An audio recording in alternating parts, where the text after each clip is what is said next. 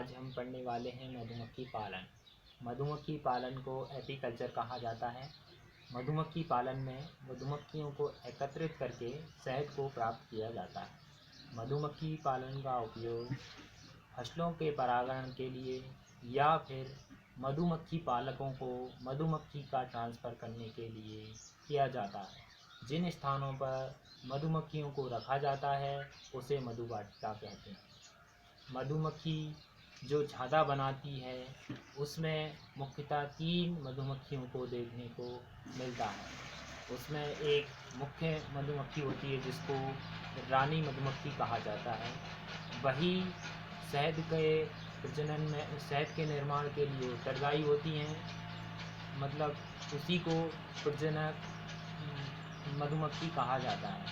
दूसरे नंबर पे आती हैं मादा मधुमक्खियाँ, जो कि वर्कर की तरह काम करती हैं। ये फूलों से शहद, फूलों की सुगंध को एकत्रित करके छाते में एकत्रित करती हैं, जिससे कि शहद का निर्माण होता है।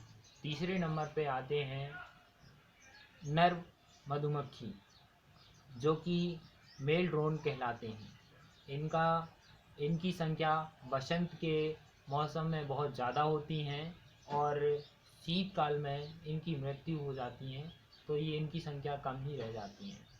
और मधुमक्खी पालन में जो किस किस तरह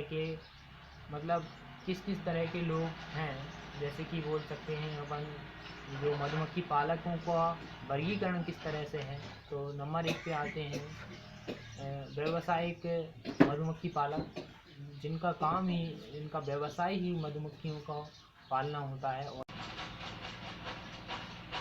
हाँ, तो हम बात कर रहे थे व्यावसायिक मधुमक्खी पालक के बारे में। व्यावसायिक मधुमक्खी पालक क्या होते हैं कि इनका व्यवसाय ही मधुमक्खी को पालना होता है। इनका मुख्य धंधा ही मधुमक्खी को पालना होता है।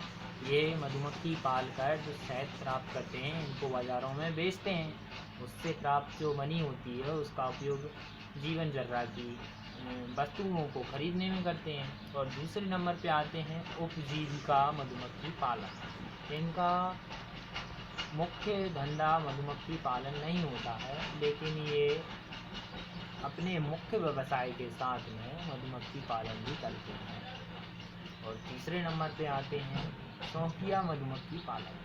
इनका कोई उद्देश्य नहीं होता कि हम मधुमक्खियों को पालकर उसकी शहद को बेचें और बाज़ार से धन को एकत्रित करें। इनका मुख्य काम होता है मधुमक्खियों को पालना और उसकी शहद को चखना। तो ये रहा हमारा मधुमक्खी पालन का टॉपिक।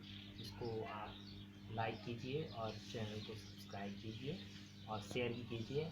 आगे हम आपको कृषि से संबंधित जो कल्चर होते हैं उनको हम बताने की कोशिश करेंगे। धन्यवाद।